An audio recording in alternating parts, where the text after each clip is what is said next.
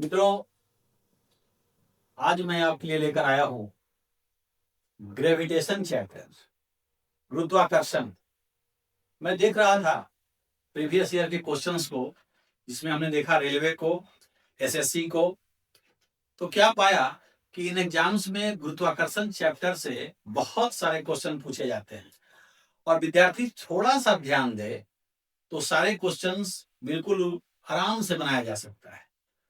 तो मुझे लगा कि क्यों ना आपके लिए गुरुत्वाकर्षण पे वीडियो डाल दूं ताकि आपके काम आ सके। तो इसलिए मैंने गुरुत्वाकर्षण को चुना है और जैसे जैसे मैं आपको समझा रहा हूं, आप बड़े ध्यान के साथ इसको देखिए, समझिए, और यदि अच्छा लगे तो तारीफ भी कर दीजिए और अच्छा नहीं लगे तो शिकायत भी कर दीजिए, क्योंकि शिकवा शिकायतें तो चलती ही रहती हैं, होते रहना चाहिए। क्योंकि मैं तो हमेशा कहता हूं, निंदक नियरे राखिए। अगर कोई निंदा भी करे तो उसे खफा नहीं होना है, क्योंकि प्रशंसा करने वाले और निंदा करने वाले दोनों ही हमें सुधरने का और आगे बढ़ने का इंस्पिरेशन देते हैं। तो आइए पढ़ते हैं हम लोग गुरुत्वाकर्षण को। ध्यान रहे कि यह जो चैप्टर में पढ़ा रहा हूं, उन सभी विद्यार्थियों के लिए पढ़ा रहा हूं जिन्हें यूपीएससी, बीपीएससी, रेलवे, एसएससी, इन सभी कॉम्पिटिशन्स में बैठना है। ठीक है, तो आइए पढ़ते हैं। मित्रों, गुरुत्वाकर्षण चैप्टर में सबसे पहले हमने लिया है न्यूटन का गुरुत्वाकर्षण का नियम। एक्चुअली हमने कोर्स को इस तरह से डिजाइन किया है कि ज्यादा आलतू फालतू कुछ नहीं रखें, टू द पॉइंट रहें, ताकि आपको अच्छा भी लगे और आपका काम भी हो जाए। तो मित्रों, एक बात यह है कि न्यूटन साहब ने क्या एक्सपेरिमेंट किया था। उन्होंने ये किया था कि दो छोटे छोटे पार्टिकल्स लिए थे उन्होंने। ये दो छोटे छोटे पार्टिकल्स हैं, m1 एक का द्रव्यमान है और दूसरे का द्रव्यमान m2 है, और इसको कुछ r दूरी पर उन्होंने रखा था। तो पाया ये कि एक मास, एक द्रव्यमान दूसरे मास को अपनी ओर अट्रैक्ट करता है, खींचता है, आकर्षित करता है। जैसे m1 जो है m2 को अपनी ओर खींचेगा, ऐसे ये चाहेगा कि इसको हम m2 को अपनी तरफ खींच लें। और न्यूटन थर्ड लॉ से अगर ये इसको खींचना चाह रहा है कुछ फोर्स लगा के, तो m2 भी चाहता है कि हम m1 को अपनी तरफ खींच लें उतना ही फोर्स से। तो ये दोनों एक दूसरे को आपस में एक दूसरे की तरफ खींचता है, और यही जो एक दूसरे पर फोर्स लगाता है, बल लगाता है, इसी फोर्स को मेजर किया था, मापा था न्यूटन साहब ने। और उन्होंने कहा था कि यह जो बल होता है, दो द्रव्यमान के बीच लगने वाला बल, यह होता है समानुपाती होता है, प्रोपोर्शनल होता है दोनों के मास के गुणनफल के, मतलब m1 और m2 के गुणनफल के। और दूरी के बारे में उन्होंने कहा था कि यह जो फोर्स है, ये दूरी के स्क्वायर के इनवर्सली प्रोपोर्शनल होता है, व्युत्क्रमानुपाती होता है। व्युत्क्रमानुपाती मतलब इनवर्सली, उल्टा। तो ये 1/r² के प्रोपोर्शनल बोलेंगे या r² के इनवर्सली प्रोपोर्शनल बोलेंगे, व्युत्क्रमानुपाती। और इसी को बेटा जब हम मिला देते हैं दोनों लॉ को, तो ये बन जाता है F प्रोपोर्शनल हो जाता है m1 m2 बटे r² के बराबर। ध्यान रहे कि r दोनों के सेंटर के बीच का दूरी है। अब यदि इस प्रोपोर्शनल साइन को हम हटाएंगे, तो हटाने के बाद बेटा एक कांस्टेंट आता है जिसको हम लोग कैपिटल G लिखते हैं, m1 m2 बटा r²। तो न्यूटन्स लॉ ऑफ ग्रेविटेशन यही है कि यदि कोई दो पिंड, दो मास, दो द्रव्यमान जो छोटे छोटे हों, एक दूसरे से r दूरी पर रखे गए हों, तो ये जो एक दूसरे पर बल लगाएंगे, उस बल का वैल्यू होगा Gm1 m2/r²। ध्यान रहे, ये किसी एक पर जो बल लग रहा है उसका वैल्यू है, टोटल नहीं। टोटल तो हम जोड़ भी नहीं सकते हैं, जोड़ेंगे तो वेक्टर है, अपोजिट में है, इक्वल वैल्यू का है, तो वेक्टर जोड़ने पे 0 हो जाएगा। तो हम जोड़ भी नहीं सकते हैं दोनों, क्योंकि ये जो फोर्स है इस पर है और ये जो फोर्स है इस पर है। तो हमारी संपत्ति है कोई, तो दूसरे की संपत्ति तो हम अपने में नहीं जोड़ सकते हैं। तो ये F इस पर है और ये F इस पर है। हमसे कोई अपनी संपत्ति पूछेगा, मैं अपनी बताऊंगा, दूसरे का थोड़ी ना जोड़ के बता दूंगा। तो इससे पूछा जाएगा m2 से कि तुम पर कितना फोर्स लगाते, बोलेगा F। M1 से पूछेगा तुम पर कितना लगा, तो बोलेगा F, न ये उसका बताएगा न वो इसका बताएगा, और उसी F का ही वैल्यू है बेटा, ठीक है ना। अब यदि कोई प्लैनेट हो, बड़ा ग्रह, तो सारे ग्रह स्फीयर के आकार के हैं, गोले के आकार के हैं। तो यदि कोई ग्रह है, प्लैनेट है, और यहां से r दूरी पर कोई पार्टिकल है, कोई सैटेलाइट है, अगर घूम रहा है इसके चारों तरफ, प्लैनेट के चारों तरफ ऐसे घूम रहा है किसी ऑर्बिट में, किसी कक्षा में, और सेंटर से यदि इसका दूरी r लें, और प्लैनेट का मास यदि कैपिटल M लें, और सैटेलाइट जो घूम रहा है उसका मास स्मॉल m लें। एक्चुअली सैटेलाइट जो होते हैं उपग्रह जिनको बोलते हैं, वो क्या होता है कि किसी भी चीज के चारों ओर कोई घूमता है, तो जिसके चारों ओर घूम रहा है वह उसका ही सैटेलाइट कहलाता है, उपग्रह कहलाता है। जैसे चंद्रमा पृथ्वी के चारों ओर घूमती है, तो कह सकते हैं कि चंद्रमा पृथ्वी का उपग्रह है, सैटेलाइट है, ठीक है।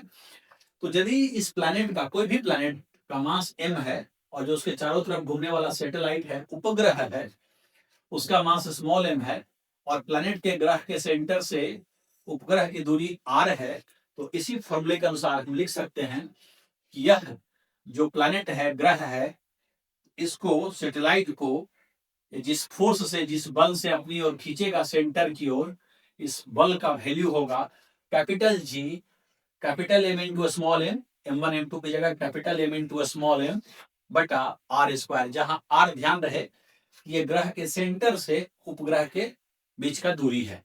यदि कोई उपग्रह और किसी ग्रह की बात करें तो उस पर न्यूटन लॉ ऑफ ग्रेविटेशन इस तरह से लिखा जाएगा।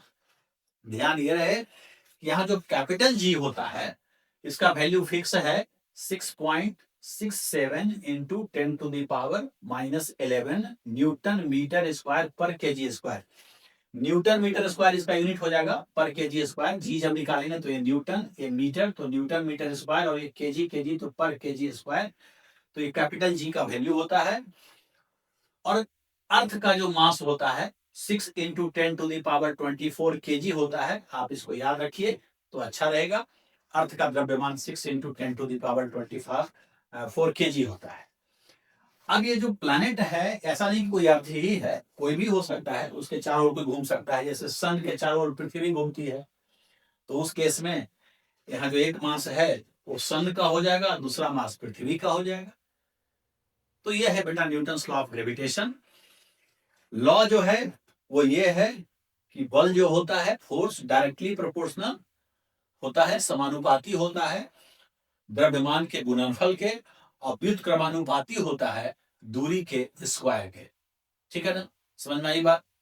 चलिए आगे बढ़ते हैं। अब देखो बेटा, इसमें ग्रह के सतह पर गुरुत्वीय त्वरण, एक्चुअली होता क्या है कि जब भी किसी वस्तु पे हम बल लगाते हैं, फोर्स लगाते हैं, तो उस बल का काम क्या होता है कि उसमें त्वरण पैदा करता है, एक्सेलरेशन पैदा करता है। तो जैसा कि बेटा हमने कहा कि यदि हम इसके ऊपर में एक रख दें,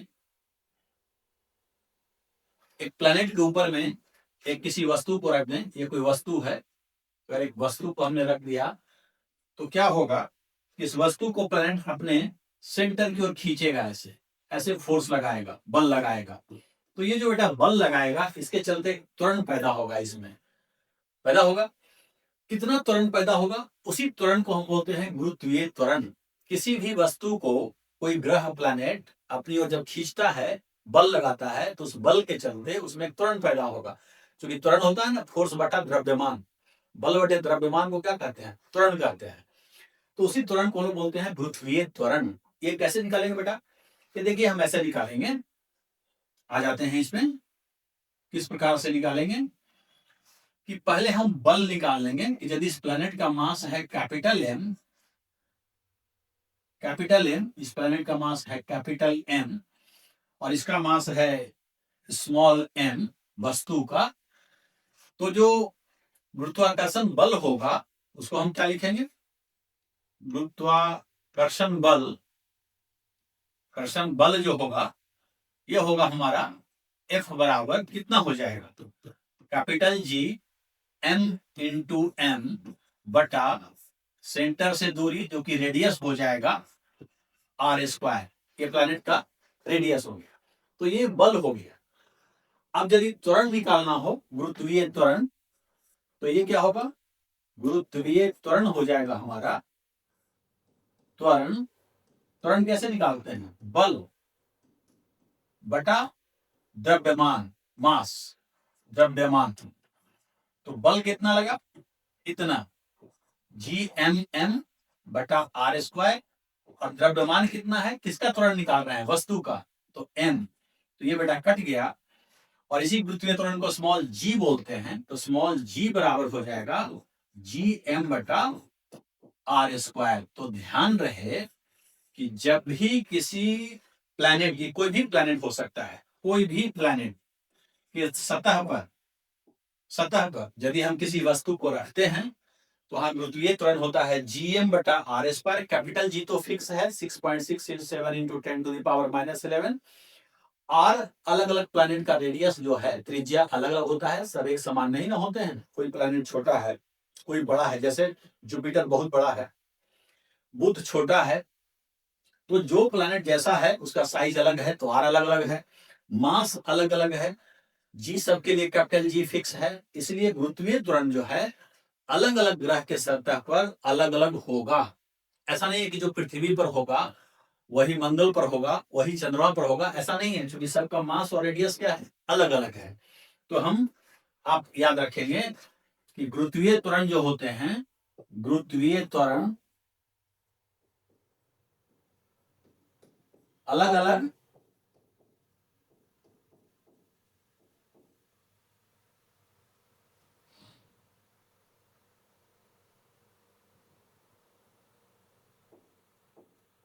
अलग अलग प्लैनेट पे, प्लैनेट पर अलग होते हैं, अलग होते हैं, ये आप याद कर लीजिएगा।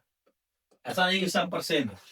हाँ, यहाँ पे अर्थ का मास यदि रखेंगे, जो पढ़ाए थे भी, 6 × 10⁻24 kg, और अर्थ का रेडियस बेटा होता है 6400 किलोमीटर। पृथ्वी का क्या होता है, पृथ्वी का रेडियस होता है 6400 किलोमीटर। तो यदि हम 6400 किलोमीटर यहाँ रखेंगे, मीटर में बदल के 1000 से गुना करके, और मास रखेंगे अर्थ का, और जी तो जानते ही हैं, तो पृथ्वी के लिए आता है स्मॉल जी का वैल्यू 9.8 मीटर प्रति सेकंड स्क्वायर। चूंकि ये त्वरण है, तो ये पृथ्वी के लिए होता है, ना कि सबके लिए होता है। चंद्रमा पे जाएंगे तो कैपिटल एम, और जो त्रिज्या है ये बदल जाएगा, तो चंद्रमा के सतह पर बदल जाता है वैल्यू। ये पृथ्वी के सतह पर जितना है उसका बटा 6 हो जाता है, जी बटा 6 हो जाता है। समझ में आई बात, कोई दिक्कत वाली बात नहीं है, आगे बढ़े, चलिए ठीक है बेटा। अगला जो है, हमने कहा कि अलग अलग प्लैनेट के सरफेस पर तो जी का वैल्यू अलग अलग होता ही है। इसमें एक बात और भी है कि यदि हम किसी वस्तु को यहां रखें, इस जगह, और किसी वस्तु को यहां रख दें, तो उसका बेटा दोनों जगह में त्वरण सेम नहीं होगा। क्योंकि वो त्वरण जो है, गुरुत्वीय त्वरण क्यों होता है, प्लैनेट के बल के कारण। तो जब यहां पे रखेंगे उसको हम, इस जगह पे, तो यहां पर जो बल लगेगा उसमें जो सेंटर से दूरी नापेंगे वो आर होगा, आर। तो Gmm बटा आर स्क्वायर लिखाएगा, जहां स्मॉल एम इसका मास है और कैपिटल एम जो है प्लैनेट का मास है। लेकिन जब यहां लेके चले जाएंगे किसी ऊंचाई पर, जैसे यहां से यहां तक कुछ ऊंचाई मान लेते हैं, सरफेस से इस सतह है हमारा, तो सतह से यदि हम कुछ ऊंचाई पर अपने वस्तु को लेकर चले जाएं, बेटा यहाँ वस्तु रखे हैं, तो यहाँ पे दूरी तो बदल जाएगा ना, आर प्लस एच हो जाएगा, तो फोर्स तो यहाँ बदल जाएगा, यहाँ तो हो जाएगा Gmm बटा आर प्लस एच का होल स्क्वायर। तो फोर्स बदल गया दोनों जगह पे, तो मास से भाग देंगे तो त्वरण भी बदल जाएगा। तो याद ये रखना है कि यदि सतह पर हम गुरुत्वीय त्वरण को जी माने और एज हाइट पर जी डैश माने, क्या माने, जी डैश, तो ऊंचाई एज पर जो होता है वो जी डैश बराबर ऐसे लिखना है, जी इंटू 1 - 2h बटा आर। अब कहोगे कि जी क्या है, आर क्या है, एच क्या है, और जी डैश क्या है, ये कहाँ है, ये जो है गुरुत्वीय त्वरण है, गुरुत्वीय त्वरण कहाँ पे, ऊंचाई पर, ऊंचाई पर जब ऊंचाई पे चले जाएंगे यहां पे तो जी डैश है। ये जी क्या है, ये जी क्या है, गुरुत्वीय त्वरण, त्वरण कहां पे, सतह पर, सतह पर। जब यहां थे तब एच क्या है, ऊंचाई, कितना ऊंचाई पर सतह से गए, ऊंचाई। और आर क्या है, त्रिज्या, किसका त्रिज्या, प्लैनेट का, जहां पे आप हैं। तो यहाँ के त्वरण और यहाँ के त्वरण में अंतर होता है। तो यहाँ का त्वरण जी डैश और यहाँ का जी में संबंध होता है। और आप बेटा देख सकते हैं कि जी डैश जो है यहाँ पर का त्वरण यहाँ वाले त्वरण से कम गया है, क्योंकि जब हम ब्रैकेट इसको तोड़ेंगे, तुमको समझाने के लिए हम ऐसा कर रहे हैं, इसको तोड़ेंगे तो हो जाएगा जी माइनस 2hg बटा आर। तो आप देख सकते हैं कि यहाँ जी था सतह पे और एच हाइट पे जाके जी माइनस कुछ हो गया, जी में से घट गया। तो यहाँ का जो त्वरण होता है एच हाइट का, वो सरफेस के त्वरण से कम होता है बेटा, याद रखिएगा, कम होता है। मतलब जैसे जैसे हम हाइट बढ़ाते जाएंगे, यहाँ पे एच बढ़ाते जाएंगे, तो एच बढ़ाएंगे तो जी में से ज्यादा घटेगा ना, क्योंकि एच बढ़ाएंगे तो इसमें से घटने वाला जो क्वांटिटी है ज्यादा हो जाएगा। तो जैसे जैसे आप ऊपर जाएंगे जी का वैल्यू घटता चला जाता है, सब जगह एक समान नहीं रहता, ठीक है ना। तो ऊंचाई बढ़ने से गुरुत्वीय त्वरण घटता है, ये नोट कर लीजिए, ऊंचाई बढ़ने से गुरुत्वीय त्वरण घटता है। अब देखिए, यदि हम गहराई में जाएं, जैसे ये सतह है, ये हमारा सतह है, प्लैनेट का सतह है, और यहां से कोई गहराई खोद दे, गड्ढा खोद दे, एच नीचे चला जाए, सरफेस से गड्ढा खोदता हुआ एच नीचे, तो यहां पे जो होता है गुरुत्वीय त्वरण, अगर फिर यहाँ वाले को हम जी डैश कर दें, तो यहाँ पे बेटा गहराई में जब बात करते हैं तो ये होता है जी डैश बराबर जी इंटू 1 माइनस एच बटा आर। फिर एक बार, ये जी क्या है, सतह पर का आइसोलेशन है, एच क्या है, यहाँ गहराई है, ये गहराई है, जब सरफेस से गहराई लिए एच गहराई, तो ये गहराई हो जाएगा, और आर वही त्रिज्या है प्लैनेट का। तो अंदर भी बेटा जब हम जाएंगे गड्ढा खोद करके, तो आप यहां भी देख सकते हैं कि ब्रैकेट यदि हम तोड़ेंगे तो ये हो जाएगा जी एच बटा आर। तो जैसे जैसे आप गड्ढा खोद के अंदर जाएंगे एच बढ़ेगा, एच बढ़ेगा तो जी में से ज्यादा घटेगा ना, तो जी कमता जाएगा। तो याद ये रखना है कि यदि आप ऊपर जाते हो सरफेस से, सतह से, तब भी जी घटता है, और नीचे आते हो तब भी जी घटता है, यहां से देखा जा सकता है। जी माइनस हो गया तो जी हमेशा घटता है ऊपर या नीचे जाने से, सरफेस से नीचे जाइए चाहे सरफेस से ऊपर, जी घटेगा, ठीक। एक बात और भी है, ज्यादा तेजी से कहां घट रहा है, अगर सरफेस से एच गहराई, एच हाइट ऊपर जाए और सरफेस से एच नीचे आए, तो जिसमें ज्यादा किसमें घटेगा, जी का वैल्यू। तो यहाँ देखिए, यहाँ जी माइनस 2h बटा आर है, और यहाँ h बटा आर है, यहाँ 2 लग गया, मतलब इसमें से ज्यादा घट गया। तो ऊपर जाने से, ऊंचाई पर जाने से जी ज्यादा तेजी से घटता है। क्या घटता है, ज्यादा तेजी से घटता है। ये सब नोट कर लीजिए, आप नोट्स बना लीजिए, ठीक है ना, कि जी बहुत तेजी से घटता है ऊपर गहराई के बरिस पर। और यदि कोई गड्ढा खोदते खोदते केंद्र पर ही चला जाए, सेंटर में चला जाए, तो सेंटर पे जाएगा तो एच बराबर क्या हो जाएगा, आर। एच बराबर कितना हो जाएगा, आर हो जाएगा। तो एच बराबर आर रखिएगा, तो आर बटा आर 1, 1 माइनस 1 0। तो केंद्र पर जाकर के एट सेंटर जब करेंगे, केंद्र पर कितना होगा, ग्रह के केंद्र पर, ग्रह के केंद्र पर जी 0 हो जाएगा, क्योंकि एच बराबर आर हो जाएगा। समझ गए। तो हमने यहां कहा था कि जी में परिवर्तन के क्या क्या कारण हो सकते हैं। तो ऊंचाई हो सकता है, ऊंचाई बढ़ने से घटता है, गहराई बढ़ने से घटता है, और एक बात बेटा और भी है, अगर हम अर्थ को का जो घूर्णन है, रोटेशन है, उसको भी ले कंसीडर करें कि नहीं अर्थ घूमती है, एक हुआ कि नहीं मान लें कि अर्थ स्थिर है, हालांकि स्थिर नहीं है। यदि कोई कहे कि नहीं अर्थ का मोशन लीजिए, जो अपने एक्सिस पर वो घूम रही है, वेस्ट टू ईस्ट, पश्चिम से पूरब की तरफ अर्थ घूमती है, तो यदि अर्थ को पश्चिम से पूरब की तरफ घूमते हुए माना जाए, तब जी का वैल्यू में क्या फर्क पड़ेगा? जो सरफेस पर जी था इतना, पहले इतना था, क्या यही रहेगा या घूर्णन करने से इसमें कोई परिवर्तन आ जाएगा? तो देखिए, ऐसे समझिए कि यदि किसी वस्तु को हम यहाँ रखे हैं, यहाँ पर एक वस्तु रखा हुआ है अर्थ के सरफेस पर, और ये बीच वाली लाइन को बोलते हैं विषुवत रेखा, इक्वेटर। तो मान लीजिए कि इक्वेटर से विषुवत रेखा से ये ऊपर है थीटा एंगल। कितना एंगल? Theta angle. और अर्थ का रोटेशन हम ले रहे हैं, घूर्णन कंसीडर कर रहे हैं इसका। ओमेगा इसका कोणीय वेग है, एंगुलर वेलोसिटी मान लीजिए। घूमेगा तो कुछ एंगुलर वेलोसिटी तो होगा ही। तो यदि इसका घूर्णन कंसीडर करेंगे तो अब इसका जो गुरुत्वीय त्वरण होगा जी डैश, इसको ऐसे याद रखिए, घूर्णन के चलते यहाँ देखिए कि जी डैश बराबर लिखना है g minus omega square are into cos theta. जरा इसको समझिए, यदि हम घूर्णन नहीं लेते तब यहाँ सरफेस पर जो वैल्यू था जी था, वही जी सरफेस पर जो पढ़ा है जी एम बटा आर स्क्वायर, ये था। लेकिन जब घूर्णन ले लेंगे हम तो हो जाएगा g minus omega square r cos theta, जहां ओमेगा क्या है? अर्थ का एंगुलर वेलोसिटी है, कोणीय वेग है जिससे वो घूम रही है। आर क्या है? उसकी त्रिज्या है। और थीटा क्या है? ये जो इक्वेटर वाली लाइन है, विषुवत रेखा वाली जो लाइन है, इससे कितना ऊपर आप लिए हैं, ये एंगल है। ठीक है। अब कोई बच्चा यदि बोलता है कि सर अगर हम इसको पोल पर रख दें, यहाँ पे पोल होता है ना टॉप पे, तो यदि बेटा हम पोल पे चले जाएं, ध्रुव पे चले जाएं, तो थीटा कितना हो जाएगा? 90 डिग्री हो जाएगा। तो थीटा यदि 90 डिग्री हो जाएगा तो cos 90 का वैल्यू क्या होता है? 0। तो एट पोल पर यदि हम चले जाएं, एट पोल मतलब ध्रुव पर, है ना, क्या लिख देंगे? ध्रुव पर।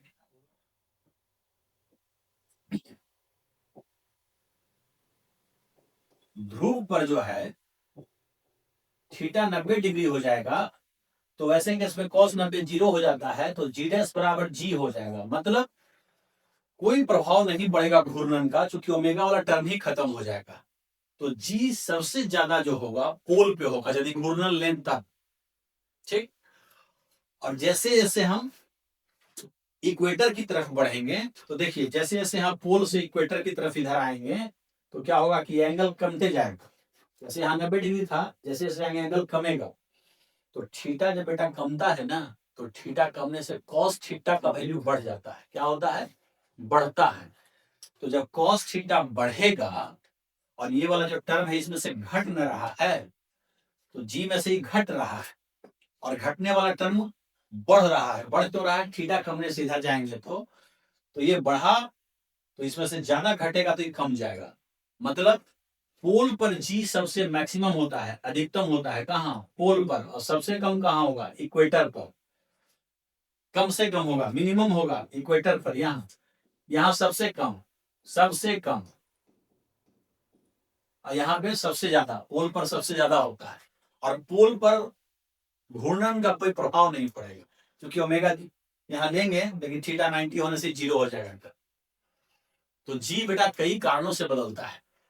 या तो आप प्लैनेट बदल दीजिए, एक प्लैनेट से दूसरे प्लैनेट पर चले जाइए, या एक ही प्लैनेट पर है उसके सरफेस से ऊपर चले जाइए तो जी बदल जाएगा। गहराई में चले जाइए, जी बदल जाएगा। या अर्थ का रोटेशन ले रहे हैं और प्लैनेट का सिटी बदल दीजिए, शहर, कोई यहाँ शहर है, कोई यहाँ शहर है, कोई यहाँ शहर है, तो सभी शहर का जो थीटा है तो अलग अलग है ना। जो विषुवत रेखा के करीब होगा वहां थीटा कम होगा, तो वहां जी का वैल्यू क्या होगा? कम होगा, क्योंकि थीटा कमने से बढ़ जाता है कॉस थीटा, तो ज्यादा घट जाता है तो कम हो जाता है। तो जो जो शहर विषुवत रेखा के करीब है वहां जी का वैल्यू कम है, और जो जो पोल के पास है, पोल से कम दूरी पर इधर है, वहां पर जी का वैल्यू ज्यादा है। ठीक है ना? आई बात समझ? ठीक है, अच्छा लगा डिस्कशन।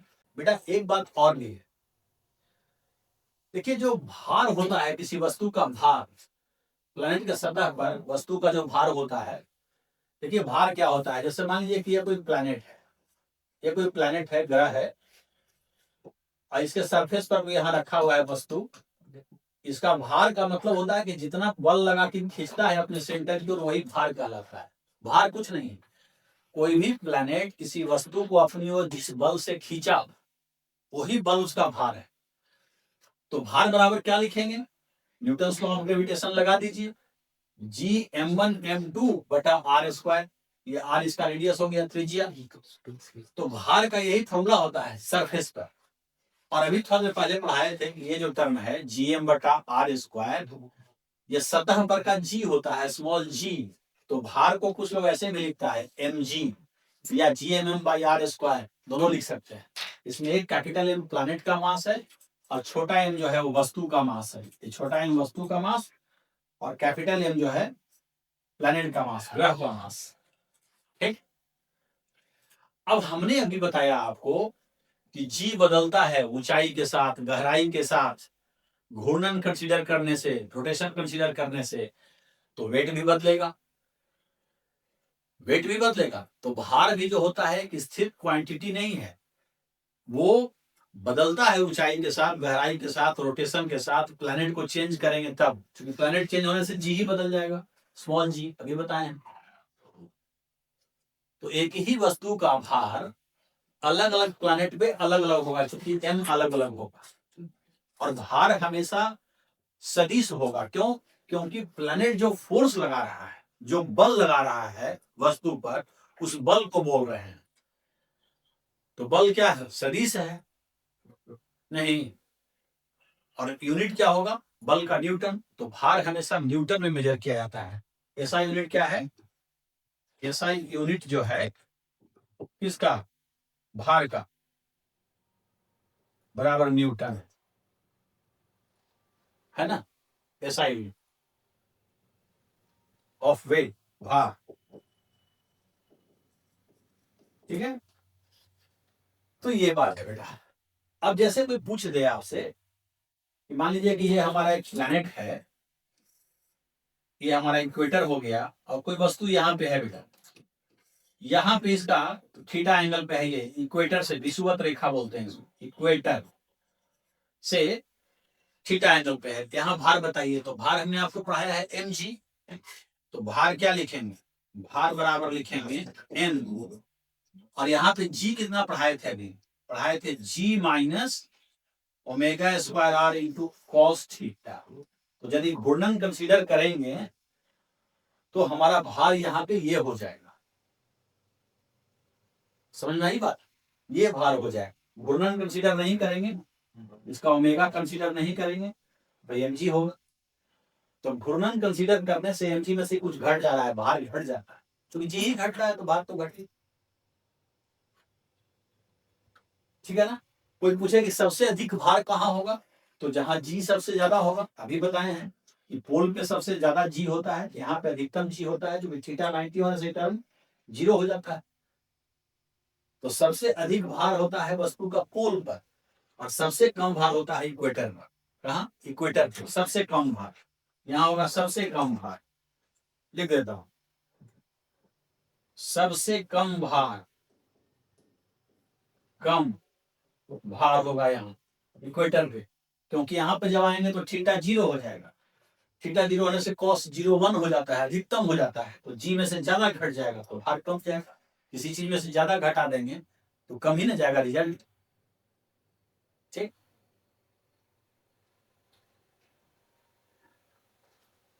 बेटा हमने देखा जितने भी बीपीएससी, यूपीएससी, रेलवे, इस सब के जो एग्जाम्स हैं, इसमें एक चीज और पूछता है, लिफ्ट से संबंधित प्रॉब्लम पूछता है।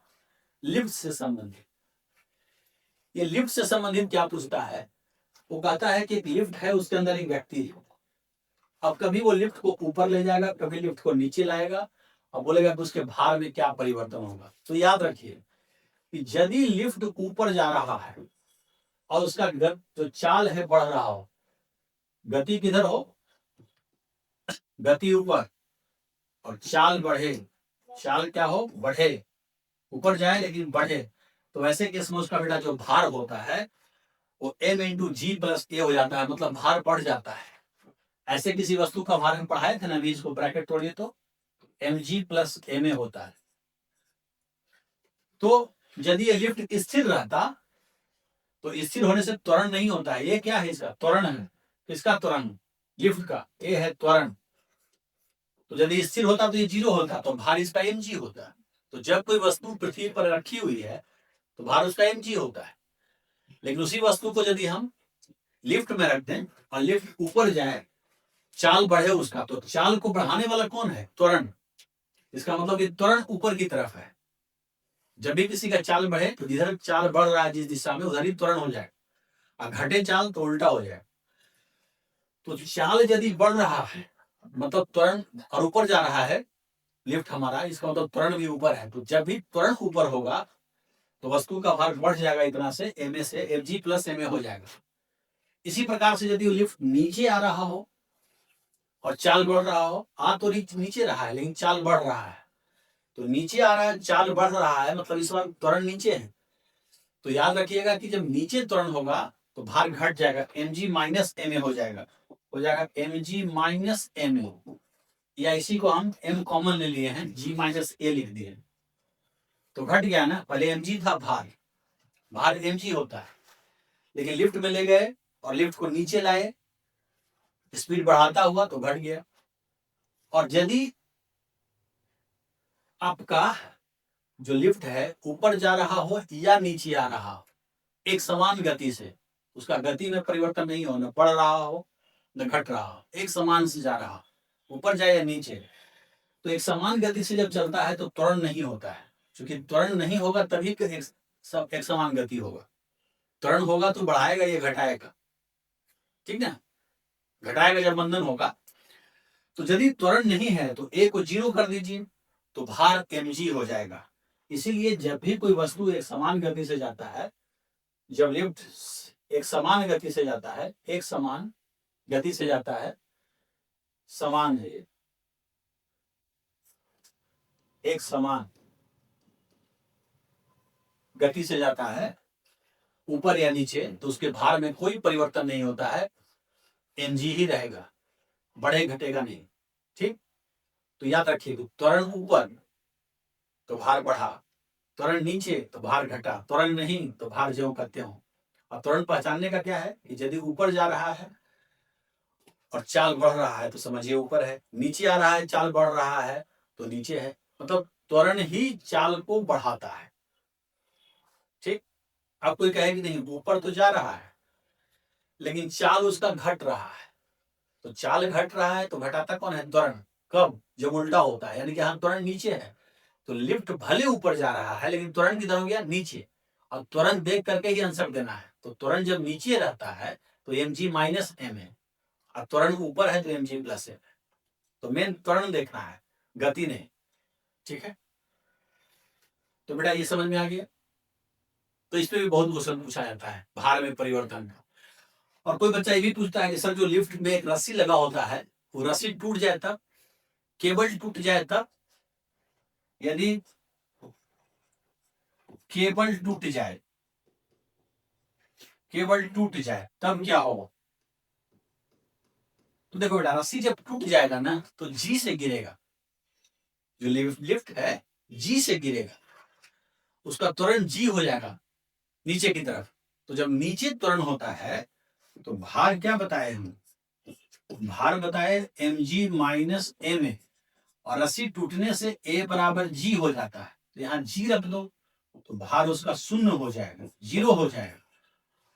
और जब g से कोई गिरता है ना तो इसी को बोलते हैं फ्री फॉल, मुक्त रूप से गिरना। तो कभी कभी पूछता है बेटा, यदि कोई वस्तु मुक्त रूप से गिर रहा है, मुक्त रूप से गिर रहा है तो उसका भार क्या होगा? तो हम लोग जवाब देंगे कि उसका भार शून्य हो जाएगा, उसका कोई भार नहीं, ठीक ना। आई बात समझ में? अच्छा है बेटा। क्वेश्चन में मैं एक चीज और देख रहा था कि पूछ रहा था प्लायन वेग, प्लायन कर जाना, भाग जाना, एस्केप कर जाना। तो क्वेश्चन में ये पूछता है कि कोई प्लैनेट है, कोई ग्रह है, और इसके सतह पर कोई वस्तु है, कोई मास है,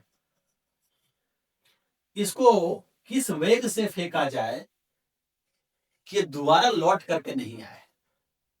दोबारा लौट के नहीं आने का मतलब क्या है? कि इन्फिनिटी पर चला जाए। कहोगे इन्फिनिटी पर क्यों चला जाए? क्योंकि अभी पढ़ाए हैं कि जो प्लैनेट बल लगाएगा उसका फॉर्मूला ये होगा, वस्तु पर ये बल होगा। तो यदि ये दूरी, ये जो वस्तु है, यदि इस प्लैनेट से, ग्रह से इनफाइनाइट दूरी पर चल जाए, तो इनफाइनाइट जब आर को कर देंगे तो इन्फिनिटी से भाग देने पर कोई चीज जीरो हो जाता है, तो इसका बल जीरो हो जाएगा। जो इस बल से इसको खींच रहा था वो जीरो हो जाए। तो यदि ये वस्तु इन्फिनिटी पे चला गया और वहां इसका बल जीरो हो गया, तो ये खींच के वापस ला पाएगा? नहीं ला पाएगा। तो इसीलिए यदि कोई चाहता है कि हम ऐसा वेग दें किसी को कि वो कभी लौट कर नहीं आए वस्तु हमारे प्लैनेट पर, तो उसको इतना स्पीड देना होगा कि वो इन्फिनिटी पर जाए, पहुंच जाए, तब नहीं लौटे। और उसी वेग को हम लोग ब्लाइंड वेग कहते हैं। कैसा वेग दिया, को लौट के नहीं आया। तो उसका फॉर्मूला याद कर लीजिए, डेरिवेशन थोड़ा लंबा है जिसकी जरूरत नहीं है, कि जो प्लायन वेग होता है वो होता है अंडर रूट, याद कर लीजिए, जी एम बटा आर, टू जी एम बटा आर। जी क्या है? वही सार्वत्रिक स्थिरांक कैपिटल जी। एम क्या है? एम क्या है? ये प्लैनेट का द्रव्यमान, ग्रह जो है जहां से आप फेंक रहे हैं, प्लैनेट का द्रव्यमान है, द्रव्यमान। आर क्या है? उस प्लैनेट की त्रिज्या, किस प्लैनेट की? जहां से आपने फेंका, वहां से। तो ये होता है। अब जाहिर सी बात है कि अलग अलग प्लैनेट पर रेडियस अलग अलग है, द्रव्यमान उसका अलग अलग है, तो हर प्लैनेट पर प्लायन वेग का वैल्यू का मान अलग अलग हो। जो पृथ्वी का है वही सबका नहीं हो, वही चंद्रमा का नहीं हो, वही मंगल का नहीं हो, सबका अलग अलग होगा। और कुछ लोग बेटा इसको ऐसे भी लिखते हैं कि जो सतह पर जी होता है, स्मॉल जी, गुरुत्वीय त्वरण, इसको पढ़ाए थे थोड़ा देर पहले कि जीएम बटा आर स्क्वायर के बराबर होता है ना, किसी प्लैनेट के सरफेस पर एक जी होता है। तो लोग करते क्या है कि इसको क्रॉस मल्टीप्लीकेशन कर लेते हैं, तो जीएम को लिखते हैं जी आर स्क्वायर, ऐसे लिख देते हैं, और इसी जीएम की जगह इसको पुट कर देते हैं, तो प्लाइन वेग निकल के आ जाता है अंडर रूट 2, और जीएम की जगह लिख देते हैं हम लोग जी आर स्क्वायर, और बटा लिख देते हैं आर, तो एक तो आर कट जाता है, तो प्लाइन वेग का जो वैल्यू निकल जाता है वो 2g_r हो जाता है। ऐसे भी लोग याद रखते हैं, ये जो 2g_r है, इसमें g सतह पर का गुरुत्वीय त्वरण है और r त्रिज्या है। अब यदि कोई पूछे कि पृथ्वी के लिए क्या है इसकी वैल्यू, तो देखिए पृथ्वी के लिए निकालते हैं। यदि हम पृथ्वी के लिए सोचें इसको, तो पृथ्वी के लिए देखिए क्या होगा। पृथ्वी के लिए क्या होगा कि जो प्लायन वेग होगा, एस्केप वेलोसिटी, प्लायन वेग, देखिए कितना आएगा निकल कर, अंडर रूट 2, और जी का वैल्यू होता है लगभग 9.8, उसको हम 10 मान लिया, और रेडियस पृथ्वी का होता है 6400 किलोमीटर। तो एसआई सिस्टम में निकालने के लिए 1000 से गुना कर लिया, तो 64 का हो गया 8√2, और 10 का हो गया, देखिए 3 2 5 1 6 जीरो है, तो 6 जीरो का रूट यानी कि 3 जीरो, 10 के पावर 3, इतना मीटर पर सेकंड हो गया। अब इसको किलोमीटर में यदि बदल लें तो 1000 से भाग देंगे तो ये कट जाएगा, तो 8√2 किलोमीटर पर सेकंड होता है पृथ्वी के लिए, और √2 होता है 1.4, तो इसको 1.4 से गुना करेंगे तो 11.2 किलोमीटर पर सेकंड आ जाएगा, प्रति सेकंड। तो यदि पृथ्वी के सतह से इतना स्पीड से कुछ फेंक दिया जाए 11.2 किलोमीटर प्रति सेकंड से, तो वह वस्तु दोबारा पृथ्वी पर लौट कर नहीं आएगा। तो पृथ्वी के लिए ये हुआ, न कि हर प्लैनेट के लिए, हर ग्रह के लिए नहीं। दूसरे ग्रह पर जाएंगे तो जी का वैल्यू जो टेल लिए हम, टेल नहीं रहेगा, रेडियस 6400 नहीं रहेगा। आई बात समझ। और एक बात और, कि जो प्लायन वेग होता है वो किसी खास दिशा में फेंकने से नहीं होता है, किसी तरह भी फेंक सकते हैं। जैसे आप ऐसे फेंक दीजिए, ऐसे फेंक दीजिए, ऐसे फेंक दीजिए, ऐसे फेंक दीजिए। यदि पृथ्वी के सतह से इतना स्पीड से आप फेंकेंगे और किसी भी दिशा में फेंक दीजिए, किसी भी दिशा में फेंक दीजिए बाहर की तरफ, तो वस्तु कभी लौट कर नहीं आएगा। तो दिशा से ये मुक्त होता है, किस दिशा में फेंकना है इसका कोई मतलब नहीं। ठीक है ना? आई बात समझ। देखिए कभी कभी होता है ब्लैक होल्स के प्लान वेग काफी ज्यादा होते हैं, क्योंकि ब्लैक होल का बेटा मास बहुत ज्यादा होता है। तो मास ज्यादा होगा तो भी ज्यादा होगा। ऊपर से वो छोटे होते हैं, रेडियस उनका बहुत कम होता है, रेडियस बहुत कम होता है और मास बहुत ज्यादा होता है। तो एक तो ऊपर बढ़ गया न्यूमरेटर और नीचे घट गया, तो कम से भाग देंगे तो और ज्यादा हो जाएगा। तो जो ब्लैक होल्स होते हैं उनके जो प्लान वेग होते हैं वो 10⁻8 से भी ज्यादा मीटर पर सेकंड होता है। मतलब लाइट का जो स्पीड होता है उससे भी ज्यादा होता है कैलकुलेट करने में। मतलब लाइट भी वहां से नहीं भाग सकता है, वहां से लाइट भी नहीं लौट सकता है। इसको बोलते हैं ब्लैक होल्स। अगर कोई गलती से चला जाए, जैसे कोई स्पेस में जा रहा हो और उसको खींच लिया ब्लैक होल, क्योंकि सीरियल में देखते होंगे, तो अब वहां से निकल नहीं सकता है, क्योंकि लाइट से ज्यादा स्पीड किसी का हो ही नहीं सकता है। और उसका प्लान वेग भागने के लिए लाइट से भी ज्यादा आता है कैलकुलेट करने पर। वो तो समझिए कि इतना डेंसिटी होता है ब्लैक होल्स के मटेरियल का कि अगर उसको एक चम्मच में आप ले लें, एक छोटे से चम्मच में जो चीनी मिलाते हैं हम लोग चाय में, उस चम्मच में भर दें, तो समझिए कि उसका जो मास आएगा कुछ एक चम्मच का, वो 100-200 हाथी, हजारों हाथी के बराबर आ जाएगा। इतना ज्यादा वजन होता है उसके मटेरियल में। समझ गए ना? हाँ बेटा, एक चीज और भी होता है। एक होता है ऑर्बिटल स्पीड, कक्षीय वेग। इसको बोलते हैं कक्षीय वेग, ऑर्बिटल वेलोसिटी। ये होता क्या है कि जब किसी प्लेनेट के चारों तरफ कोई वस्तु घूमता है, वो कोई भी हो सकता है, कोई भी प्लेनेट, जैसे मान लीजिए पृथ्वी घूम रही है सन के नाम, तो ये सन हो गया ये पृथ्वी। या चंद्रमा घूम रही है पृथ्वी की तरफ चारों तरफ, तो ये पृथ्वी है चंद्रमा। या हम लोग सैटेलाइट भेजते हैं जो अर्थ के चारों ओर घूमता है, तो कुछ भी समझ सकते हैं। ये कोई भी प्लेनेट है, ये कोई भी प्लेनेट है और ये घूम रहा है इस ऑर्बिट में, इस कक्षा में, तो कुछ स्पीड तो इसका रहेगा तभी घूमेगा, कुछ स्पीड रहेगा। तो ये जिस स्पीड से घूमता है ना, इसी को बोलते हैं कक्षीय वेग, ऑर्बिटल वेलोसिटी। ये यदि आप निकालना चाहते हैं, छोटा है निकाल देते हैं, तो देखिए क्या होता है इसमें। ये जो प्लेनेट है इसको अपने सेंटर की ओर कितना फोर्स से खींचेगा, सेंटर की ओर खींचेगा कितना बल लगाकर। तो न्यूटन सा लगा दीजिए, F बराबर ma होता है।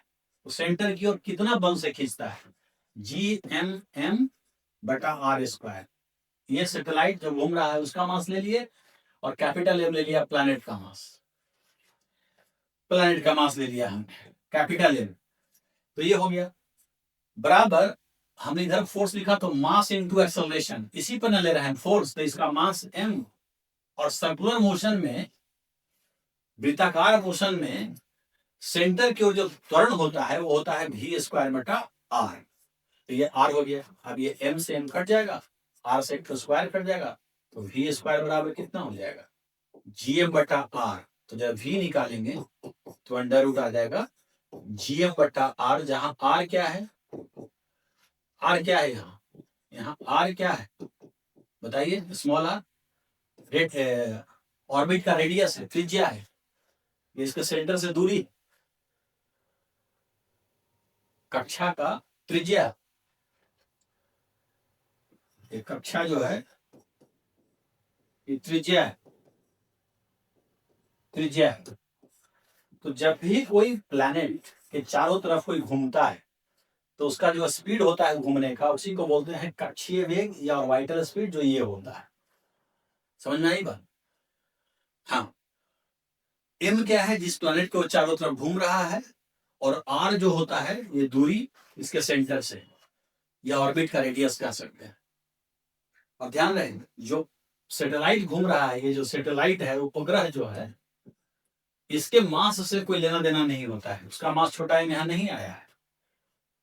तो यदि पृथ्वी से कुछ दूरी पर आप चींटी को घुमाना चाहते हैं, चाहे हाथी को घुमाना चाहते हैं, चाहे आदमी को घुमाना चाहते हैं, उसके मास से कोई मतलब नहीं है, ठीक है ना। यहाँ घुमाना चाहते हैं तो इतना स्पीड उसको देना पड़ेगा, इतना स्पीड दे दीजिएगा तभी ये घूमता रहेगा।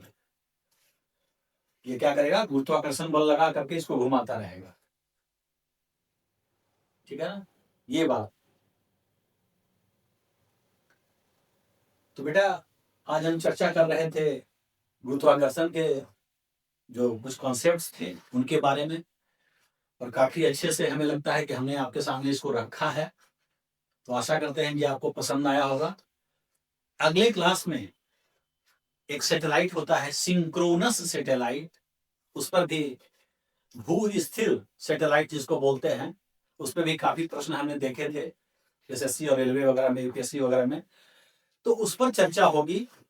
और उसके बाद इस चैप्टर से जो क्वेश्चंस पूछे गए हैं विगत परीक्षाओं में, उसके पीवाईक्यू करेंगे हम लोग। यूपीएससी ने क्या पूछा, यूपीएससी ने क्या पूछा, रेलवे ने क्या पूछा, एसएससी ने क्या पूछा, एएलपी में क्या आया, आरआरबी में क्या आया, सारे क्वेश्चंस को देखेंगे। तो आप हमारे साथ बने रहिए, आपको फायदा होगा, ये हमारी गारंटी है। इससे ज्यादा क्या कर सकते हैं। तो आज के लिए बस इतना ही।